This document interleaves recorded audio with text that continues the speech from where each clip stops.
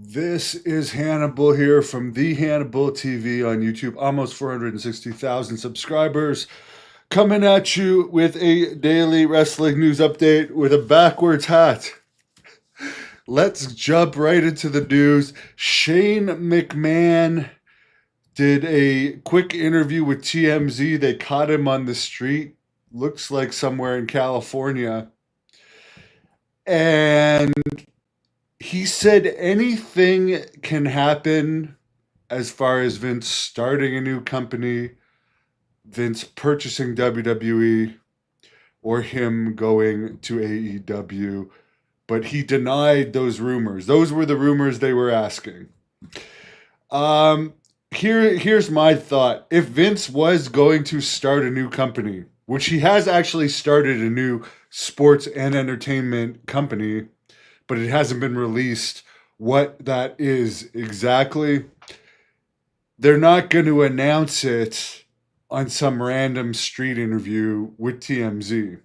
They're going to do a proper announcement. And in wrestling, we've seen all along people deny stuff that ends up happening. Like CM Punk, when he came to WWE, they were denying that that was going to happen for the longest time.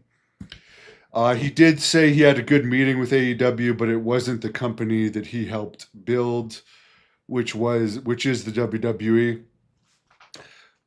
And as far as Vince buying WWE, again, he didn't deny that either. I don't think that is going to happen. But he did say Vince is still one of the majority stock holders, which he is. I mean, he's got 7% of the stock still, according to Dave Meltzer. Apparently, Mike Shapiro, one of the WWE executives, is wanting to raise ticket prices, even though the company is starting to cool off right now with some really low ratings and viewerships lately. I don't know. I think WWE is the only company that will publicly say they want to raise ticket prices, which their prices are already crazy expensive, to the point where they're only doing one house show this year in July in the U.S. So that's interesting. Meltzer says. I don't agree with them for this. Meltzer says the cooling down period right now with AEW is because people have been getting too much of a good thing.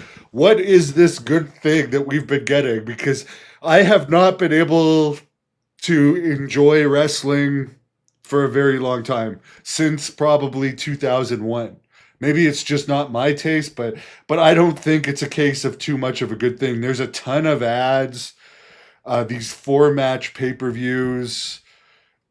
To me, that's way too little for a pay-per-view, but people don't buy the pay-per-views anymore. They're part of Peacock or Netflix. So they can say they get more viewership than ever. How much viewership would they get if people actually had to buy the pay-per-views? The other thing is they're getting all this guaranteed money. Like locations are paying them to bring events, and they're getting guaranteed money from Peacock and Netflix and other platforms instead of having to do pay-per-views. Yet they're still trying to jack up ticket prices higher and higher. I think they care more about the stockholders than the fans. It looks like AEW, according to Dave Meltzer, is going to be going to 4 hours every Wednesday for the immediate future. I don't know if Dynamite being 4 hours long is a good thing. I don't know if you have a product that people are kind of dying off on interest in, if you really want to add content. I really do. And then they don't even use all their top people on these episodes. They like to give their people lots of time at home. They haven't even used Jericho for months now, and they're reportedly paying him over $5 million a year. They don't use Mercedes Moné on every episode. It's just bizarre. They don't use John Moxley every episode either. Apparently, Dalton, Castle, and Rebel are still under AEW contract. For anyone that cares. Yeah, Corey, I've been doing 2-a-day workouts. I am recording my Blood Hunter Thirst and Rage movie this August, and there is going to be some wrestling celebrities in the movie. And that movie is going to air on the Hannibal TV. I'm doing it strictly for the Hannibal TV. Chris, I don't know who wants to watch 4 hours of AEW every week. I think that wrestling was good when the shows were like an hour, so you wanted more, and then there was the specials and the pay-per-views. That's what I liked. I don't think more is a good thing.